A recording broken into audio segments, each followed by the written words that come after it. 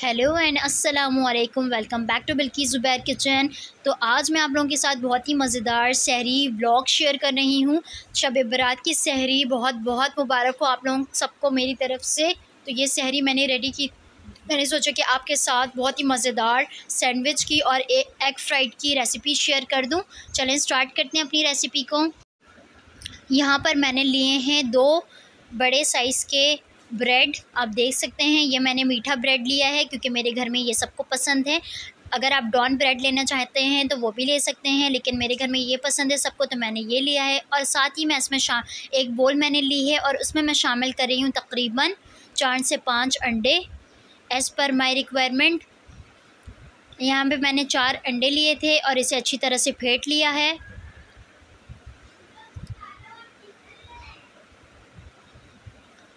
अब मैं इसमें शामिल करूँगी ऑल पर्पस दूध।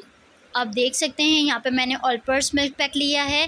अगर आपको कोई और दूध पसंद है तो आप वो ले लें, और मुझे तो ऑल पर्पस ज़्यादा अच्छा लगता है, तो इस वजह से मैं अपनी सारी रेसिपीज़ में तकरीबन ऑल पर्पस मिल्क यूज़ करती हूँ। तो यहाँ पर 1 डब्बे मैंने ऑल पर्पस मिल्क शामिल कर दिया है जो अंडे के अमेज़े हमने रेडी किए थे उसमें।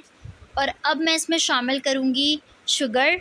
तकरीबन 4 टीस्पून के करीब मैं इसमें शुगर का ऐड कर रही हूँ। बहुत ही मज़ेदार सी ये रेसिपी है। आप ये सहरी में तो ज़रूर रेडी कीजिएगा, चाहे शब बारात की सहरी हो, चाहे वो आपके रमज़ान की सहरी हो। इस तरह की चीज़ें बनाइएगा, मूड काफ़ी चेंज होगा।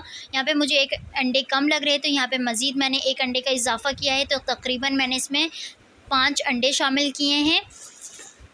और फिर दोबारा हम इसे अच्छी तरह से फेंट लेंगे ताकि सारी चीज़ें यकजान हो जाएं। यहाँ पर आकर आपने थोड़ा सा लाइट प्रेस करना है क्योंकि हमने इसमें शुगर का भी ऐड किया है, तो शुगर हमारी थोड़ी सी घुल जानी चाहिए। तो यहाँ पर अब हम लेंगे ब्रेड के स्लाइस। मैंने यहाँ पर सारे ब्रेड के स्लाइस को निकाल लूँगी।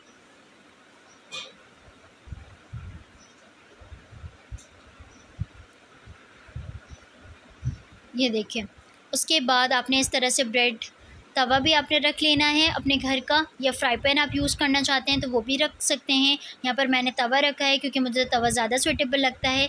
तो आपने इस तरह से पहले तवे में ऑयलिंग कर लेनी है, फैला लें चारों तरफ से।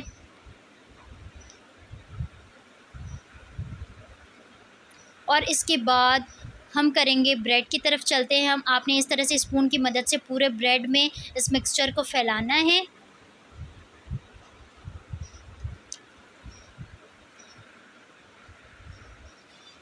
ये देखें, इस तरह से बिल्कुल आपने पूरे ब्रेड में इस मिक्सचर को फैलाना है और इस तरह से आपने तवे में इसे शामिल कर देना है। ऑयल में इस तरह से ये फ्राई होंगे। ये सैंडविच इतने ही ज़्यादा मज़ेदार लगते हैं ना, ख़ासकर बच्चों को। जो बच्चे रोज़ा रख रहे हैं तो उनके लिए भी ज़रूर आप ये बनाएं ताकि वो काफ़ी खुश हो जाएं कि उनकी मम्मा ने इतना कुछ उनके लिए किया है, इतना एहतमाम किया है। तो ये बहुत ही ज़्यादा ईज़ी रेसिपी, बहुत ही झटपट बन जाती है। तो इस तरह की सहरी करवाएंगे तो जो करने वाले हैं सहरी उनका भी मूड चेंज होगा और उन्हें रोज़ा रखने में भी और ज़्यादा आसानी होगी और इससे ज़्यादा आपको सवाब भी मिलेगा। तो इस तरह से आपने ज़रूर बनाना है। सैंडविच को इस तरह से आपने सेकना है लाइट। और ये जो लोग डाइट कर रहे हैं उनके लिए भी ये बहुत ज़बरदस्त सैंडविच है, वो भी ये बनाकर खा सकते हैं। तो इस तरह से आपने बार बार ऑयलिंग करनी है और उसके बाद 1 बाय 1 ब्रेड आपने इसी तरह से तवे में सेकते जाना है। स्पून की मदद से आपने मिक्सचर को ब्रेड में लगाना है और उसके बाद तवे में इस तरह से रख देना है। इसी तरह से आप सारे ब्रेड को कर लें रेडी।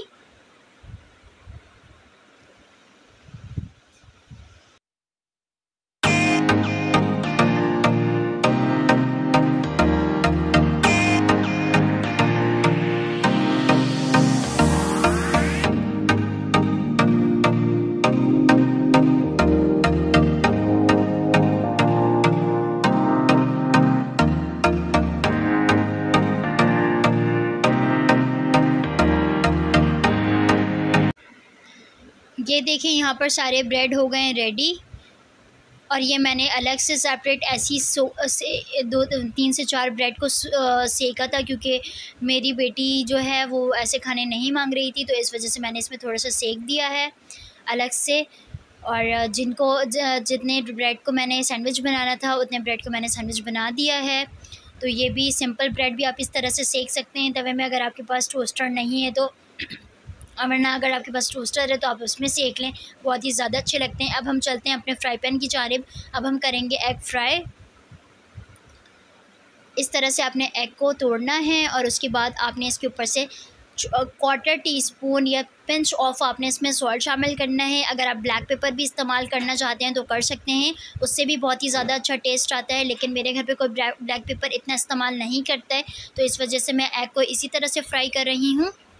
ये देखें, इस तरह से आपने ऑयलिंग करनी है ऊपर से अंडे पर, इस तरह से आपने ऑयलिंग करनी है अंडे के ऊपर। और यहाँ पर हमारे एक फ्राइड एग रेडी है। अब दूसरा फ्राइड कर लेते हैं हम इसी तरह से। ये देखिए, दूसरे अंडे को भी आपने इस तरह से फ्राई पैन में शामिल कर देना है और इसमें भी इस तरह से नमक शामिल करना है और ऊपर से ऑयलिंग करें।